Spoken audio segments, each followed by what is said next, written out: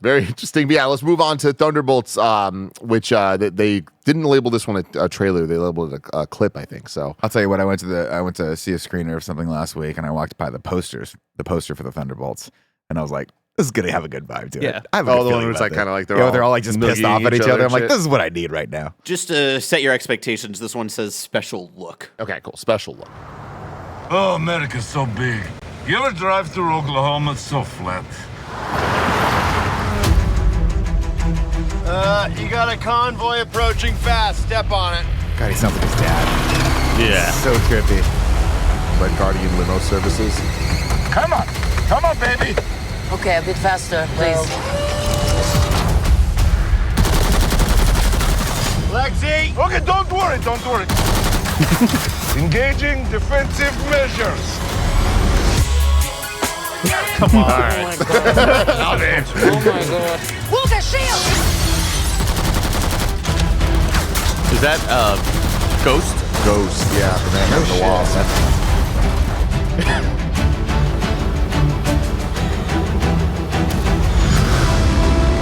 Oh shit! Holy shit! Music. Yeah. Oh my Terminator God. Bucky. It's a Winter Soldier. That guy is so cool.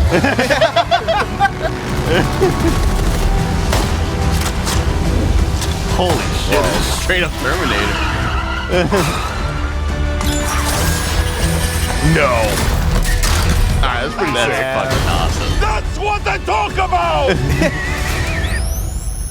That's not good.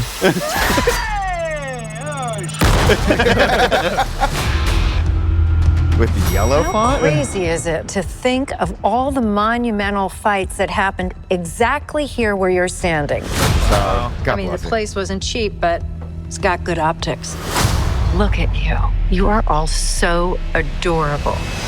Eat shit, Valentina. Oh, there's Taskmaster. I was like, where the fuck is she? The that's a good sign point. This, oh, wait, hang on. This is a nasty remix of this song. Assignment is complete. You carrying a hamster? Is that a guinea pig? What kind of super serum did you get? I don't know, regular. Hydra. Hydra. Oh, fancy. Who is this old Santa? The Red Guardian. What? We're just Everyone here has done impact bad bombing. things. Yep. Shadow ops. Contract kills. And you, former Red Room assassin. God only knows the blood on your hands. Pretty ludicrous coming from the dime store Captain America. I'll have you know I was actually the official Captain America, so. Yeah, for like 2 seconds.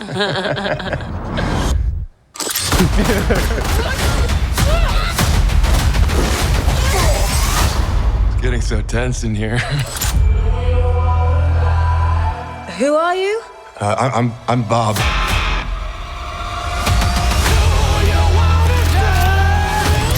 We're just drifting. And we don't have purpose. You can't escape the past. Was that supposed to be the Invincible voice actor? Do something about it now, Stephen Ewan, yes. Stephen Ewan, yeah. or live with it forever. So what, we all just punch and shoot? We are the Thunderbolts. Can't call ourselves that. Thank God. The Thunderbolts. It's a cool name. Asterisk. Genius. This episode is brought to you by Sonic the Hedgehog at Topgolf. Y'all, when you take one good thing and you take another good thing and you mash them together, that is when magic happens. Kinda Funny loves Sonic the Hedgehog. Kinda Funny loves Topgolf. So you know Kinda Funny is hyped for Sonic the Hedgehog and friends to arrive at Topgolf at supersonic speed on Friday, November 15th with the launch of the new Topgolf game, Sonic the Hedgehog, exclusively available for play at Topgolf venues across the United States. Created for players of all skill levels, which is great for me, Topgolf meets the fast-paced action of Sonic in this new in-venue game where players go head-to-head in iconic virtual Sonic environments, Green Hill Zone and Sky Sanctuary. You can play as 4 iconic characters, Sonic, Tails, Knuckles, and Amy, to hit springs, collect rings, and destroy badniks. For players making the transition from a joystick to a club for the first time, Topgolf has your back with its new club, the Sure Thing, designed to make golf less hard. Come play around with your friends and family at a Topgolf near you and try out the new Sonic the Hedgehog game. This episode's brought to you by Marvel Snap. Y'all know Marvel Snap completely took over my life when it burst on the scene 2 years ago. I love it so much that I even mentioned Marvel Snap in my wedding vows because to this day, my wife Gia is so obsessed that she has not missed a single day of completing her challenges. Marvel Snap is an award-winning collectible card game that combines deep strategy, a unique snapping mechanic, and your favorite Marvel characters with thousands of unique card art variants created by renowned artists to collect and use. One of my favorite things about Marvel Snap is just how fast-paced it is. Each game only takes about 3 minutes, so it's always a great time to pop in for a game or two. New cards are released every week, new seasons every month, and frequent events keep the game fresh and exciting. Each game takes only 3 minutes, so you can get in and out wherever you are, and with more than 270 cards in Marvel Snap with over 2,000 unique art variants, you'll always find something new. Download the Marvel Snap app now, available on the App Store, Google Play, and Steam, or visit marvelsnap.com to learn more. This episode's brought to you by Shady Rays. Forget the boring gifts this year. Shady Rays makes finding something special for everyone on your list easy. With premium polarized sunglasses that bring both clarity and comfort, you'll be giving a gift that they'll appreciate every time they step outside. Shady Rays is an independent sunglasses company offering a world-class product rated 5 stars by over 300,000 people. Their shades have durable frames and crystal clear optics, making them the perfect choice this holiday season. Every pair of shades also comes with lost or broken protection. If those shades ever disappear or get damaged, Shady Rays will replace them, no questions asked. Shady Rays makes gifting easy with a team ready to help with fast and friendly support. So, give the gift of quality, style, and worry-free wear this season with Shady Rays. Treat yourself for someone special. Go to shadyrays.com and use code KINDAFUNNY for 40% off 2 or more shades. Try for yourself the shades rated 5 stars by over 300,000 people. Shadyrays.com, code KINDAFUNNY. Yeah, they added the asterisk a couple years ago now with the marketing, so I wonder, like, I'm sure by the end of the movie they're gonna be like, we're actually the Dark Avengers, or some other shit. But the Bob is a character named Sentry that was originally going to be Stephen Ewan from Walking Dead. Why not? I think scheduling stuff and just production, like, so he then ended up getting switched to the Top Gun Maverick guy, which I'm like, I ain't mad Which at that. Wasn't his name Bob in Top Gun Maverick? It was. That's amazing. What the hell? Big Bob, That's man. Pullman's You know what kid, I mean? right? So who is Sentry? Bill Pullman's kid? Bill Pullman. Yeah. Yeah, wait. His son. Yeah. Something Pullman. Is it Bob Pullman? If it's Bob Pullman, that's this world's collide. Lose my shit. Yeah, that was the best part of, or it was the funniest joke that hit in Maverick, where they're like, this is Bob. Lewis Pullman. Yeah, Lou Pullman. That is funny that there's a Bob joke in 2 movies. I would love it if he just only played characters named Bob from now on. Good for him. That's great. Good for him. Bless, what'd you think of that? I thought that was fun. I'm looking forward to it. Like, I think this is one of those ones where I kind of needed the trailer to sell me on it, because I think the original concept felt very, all right, we're doing Marvel Suicide Squad. Like, we're pulling these different characters from movies. Like, even during the trailer when you mentioned, like, oh yeah, there's Ghost from Ant-Man and the Wasp, right? Like, I had a chuckle just because I'm like, man, we're digging deep for this. But they're making it look awesome, right? Like, I think Bucky as one of the main characters here, right? I think shines because we know him so well, and he's such a fucking cool character. He continues to be cooler, right? Like the chemistry between Yelena and Red Guardian also. Like, I'm looking forward to this. I'm very excited for what we got. Andy. Yeah, I'm right there with Bless, where I just needed to see something to kind of tell me what the tone was going to be. And usually with me, it could be a hit or miss, whether the tone's going to work or whatever. But anything that I kind of remembered why I was ultimately a bit, disappointed by Black Widow, but it wasn't like it was the worst movie in the world. And a lot of it was because of Red Guardian, and I'm blanking on the voice actor's name, or not the voice actor, but the actual actor in this movie who plays Red Guardian. David Harbour. David Harbour. His demeanor, he's just, it's fun to have him on screen. I love whenever he's on camera, just kind of trying to do, like, right there where we see Bucky kind of pull that, armored vehicle back, and he says, so cool. This is what I'm talking, or this is what I talk about. I just love that. Like, I love that they're going for that shtick. I think he just makes things very, very fun. And even the moment we're seeing Bucky throw that grenade on the back of the vehicle, and great reaction here from bad Captain America. What's his name? US agent. I don't know. The tone's working for me. It seems fun. I hope that it is not like a colossal trash fire, because I've just heard a lot of issues with recent MCU stuff about rewrites and things like that. I haven't heard a whole lot about this movie needing rewrites and reshoots. Not that that's rare, anyways, but I know that the Captain America Brave New World dealt with a bit of that, and this movie seems like it's kind of on the right track for me, at least. Nick. Yeah, for me, this is low stakes, high reward. I mean, I think this has a lot going for it that Suicide Squad necessarily didn't, in that we knew some of the Suicide Squad characters for both the first one and the remake, and we saw a little bit of that, and then we got Peacemaker, and we got some of that stuff. But these are characters that we anecdotally do know, and it's interesting to me to watch them all come together and see what the dynamic is going to be. And obviously, it's a rogues gallery. It's a bunch of people that probably aren't going to like each other very much. And, that smacks of Guardians of the Galaxy. It smacks of a lot of the original Avengers stuff. They look like they have a good chemistry. And, you got Florence Pugh. What are you going to do? Yeah. And David Harbour. Like, those are two fun people to watch for 2 hours. And to Blessing's earlier point, like, we've never really seen Bucky, like get, show out. Like, yeah. Like, I feel like this is the most we're gonna get, like, peak Bucky actually getting to actually do shit. Yeah, get him in. So now, I'm what's really about unfortunate about that is, that wig for Bucky. Yeah. Andy, you don't have to bring that. You don't have to bring that energy into this. I don't want to get too screencast, not in review. Okay. I don't necessarily love the wig, but like I didn't like Bucky with the short hair. You need Becky with the short hair. Bucky with the short hair. I just like it looks like my John Wick wig, like from Halloween. Like it's just got that. It puffy, really does. It's not. It's got good. that puffy sort of, like, I don't know. And I'm gonna say this, but I hope I eat my words on this. But I'm also not feeling the Julia Louis-Dreyfus wig or the Florence Pugh wig. Oh wow! And I don't know if Florence Pugh I really usually unleashed commits. him. I'll just say it. Florence usually commits, and she usually commits. She's an actor's actor, so I would not be surprised if that were her real hair. But I have to see it in motion. I have to see it in motion. Oh my god! I mean, that looks better than Bucky's wig. No, this is a screenshot from the trailer. Yeah, there we go. That looks better than Bucky's wig. No joke. I did see something recently, Nick, that someone, I think it was Marvel and Disney, it might have been a different production company, didn't get mad at her because she showed up and like she was bald or like shaved for that she did that for some other movie, and they're just like, what the fuck? You're supposed to be shooting this movie, and she didn't tell anybody. So maybe it could have been this, but it's possible. Yeah, it's possible. I love that. You know what? That's something. That's an oversight that I would do. Bucky, I would just show him and be like, my bad. I didn't know. Like, I didn't know I was supposed to like have my hair. My bad. Why would we expect Andy would have his hair? Big deal. Bucky's hair in this reminds me of Cade Yeager from Transformers: The Last Night.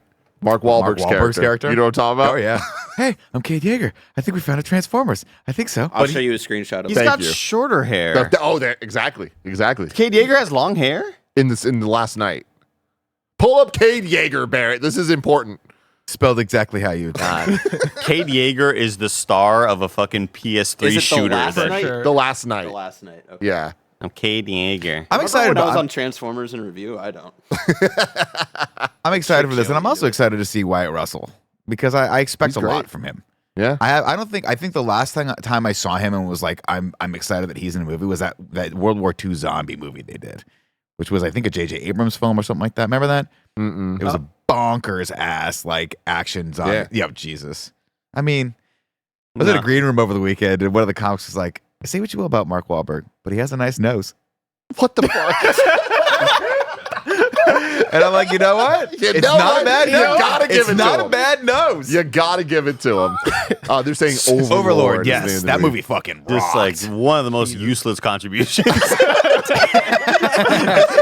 Well, we were waiting for the chat to catch up and tell me what dumb movie I was referencing. If you've never seen Overlord, it was fucking rad. And Wyatt was Russell was very good in it, but.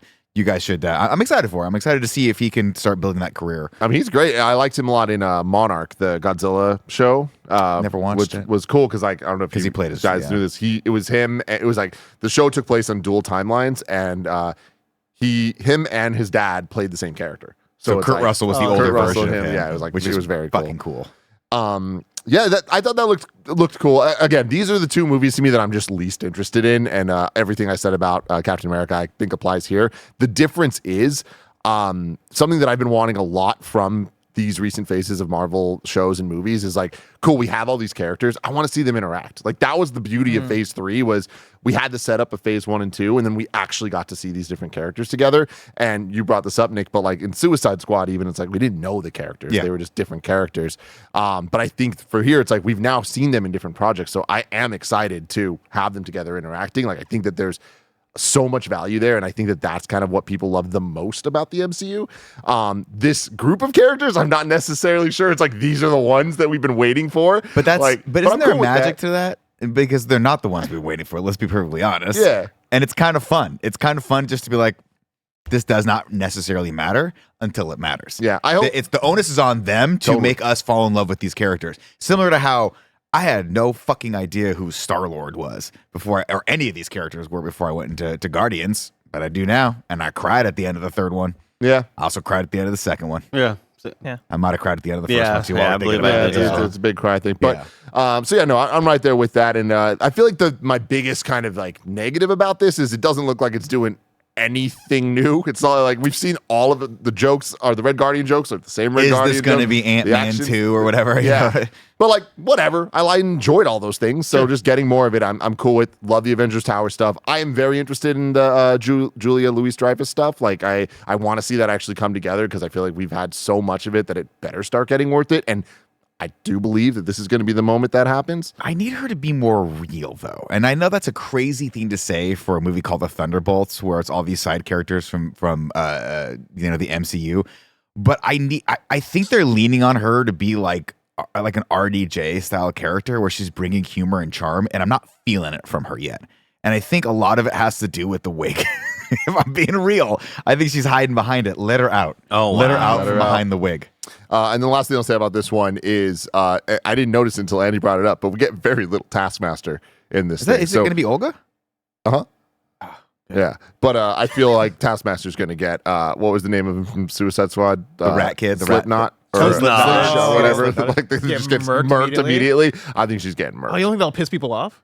No. No. I know really people didn't don't. like this version. I really don't. But like, out of all of them, she can go. I You think think what we'll get pissed people another off Taskmaster? was Taskmaster in Black Widow. Yeah. And But they were like, what? I guess my thing is people like the idea of a Taskmaster so much that like I feel like this is their chance to get it right. Do you think if they murk this one at the beginning of the movie, do you think we end up getting another Taskmaster? Yeah, eventually. More Kinda similar hope so. to like the character of him being more like You know, yeah. snarky and like Yeah. the character we saw in the Spider-Man games. But Here's the real question. Do you think that they're going to make Florence Pugh do that terrible Russian accent for the rest of her career in the MCU? unless do you they think find she- some excuse to Or be do you think like, they drop it at some point? She'll lose it Yeah. like Scarlett Johansson did. Didn't Scarlett did she have an accent at some point? Yeah. The next one, it just mellowed out a little bit. And by the third one, you're talking about Scarlet Witch. Yeah, Scarlet Witch. Scarlet Witch. Elizabeth Yeah. Olsen. No, Scarlett Johansson was doing an accent. Was at one point doing a Russian accent, Well, wasn't because she was undercover. Yeah. That's how she You're gets thinking introduced. when we went to when she revealed in Iron Man 2, right? Mm-hmm. Did she not ever no, have she never had an think so. accent. She just had Fuck. an Like maybe the standard American beginning of accent. Avengers when she was like tied up. Yeah.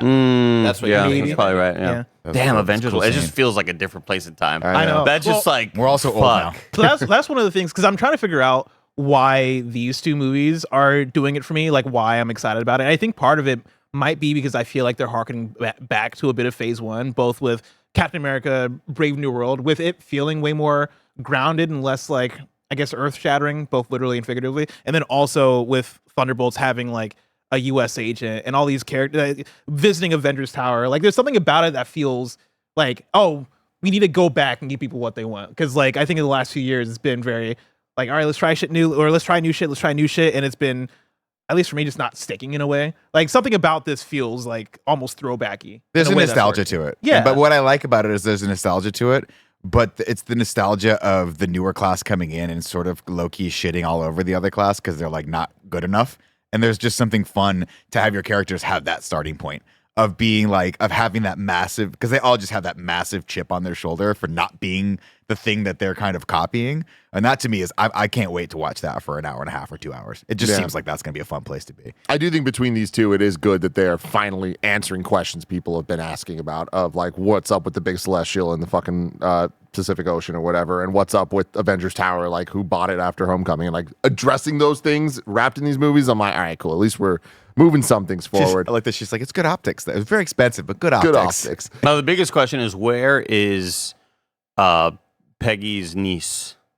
That is the power broker. Oh, that is a great question. She's on a show called The Resident on Netflix. I'm watching gotcha. season 1 right now. It's real good. Andy, I have a bigger question for you. Hey. What if? What if? What if? Let's check out the season 3 trailer. Remember when we thought it was different, Andy? But it's the same every single We'll time. do ads after the Marvel stuff. That was There an we go. incredible Thank you. episode of interview.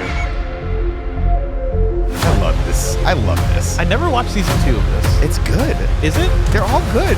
Let's begin. Up for an adventure? All right. Always. Oh, that's tight. That's nasty. Love it. To understand, you must learn to see. What exactly are you proposing? It's showtime. Here we go! Howard, are you sure you can fly this? Are you kidding? I'm a duck. I was born to fly. Strap in. What if? Oh, move over.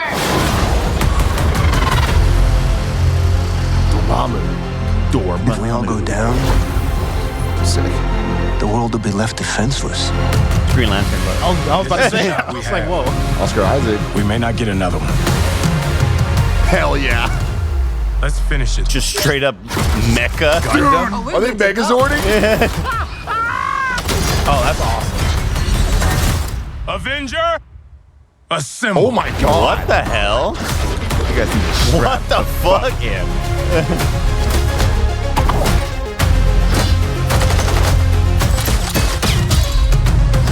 That was tight. Light him up now. Photon? Right? Yeah. This is where your story ends. Interesting. Multiple watchers.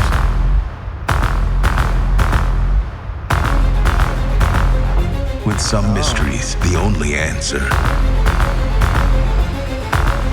One final is watch. what if. That's tight.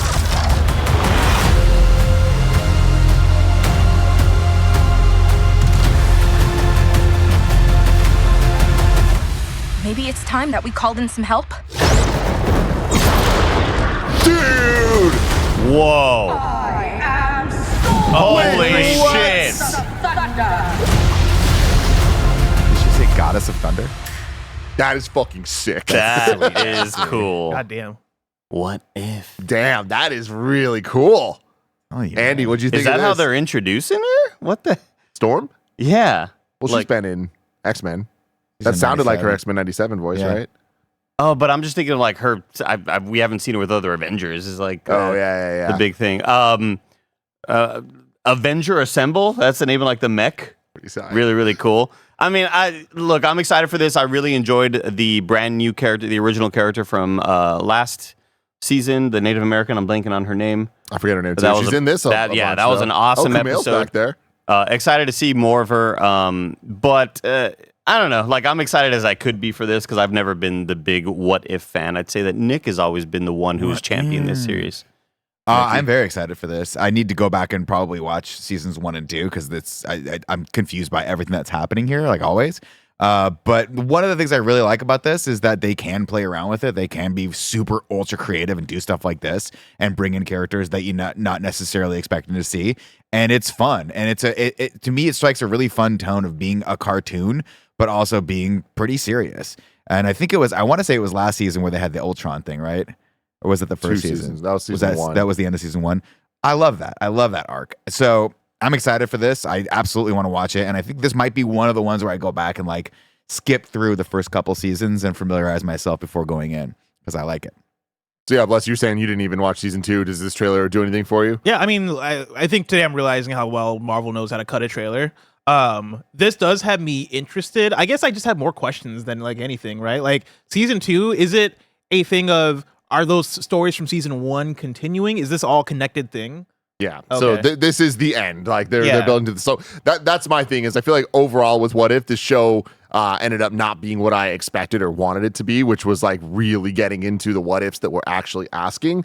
But instead of that, I think it came out to be a very fun show that actually is really high quality. And I think that the story that they're telling that is unique, the through line is really good. And I think that the season 1 builds, like the episodes that did have that through line to the end was pretty good. I really liked season 2, and I feel like the last couple episodes were like, holy shit, like they go as hype and as big as they possibly can with some of the story, and for them to be finishing it here, I think it's the right time.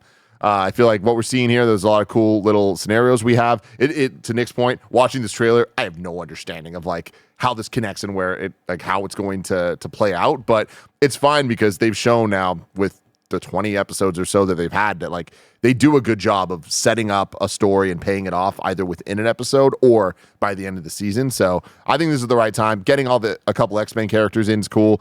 Kumail there from Eternals, like that's great. What was the other X-Men character?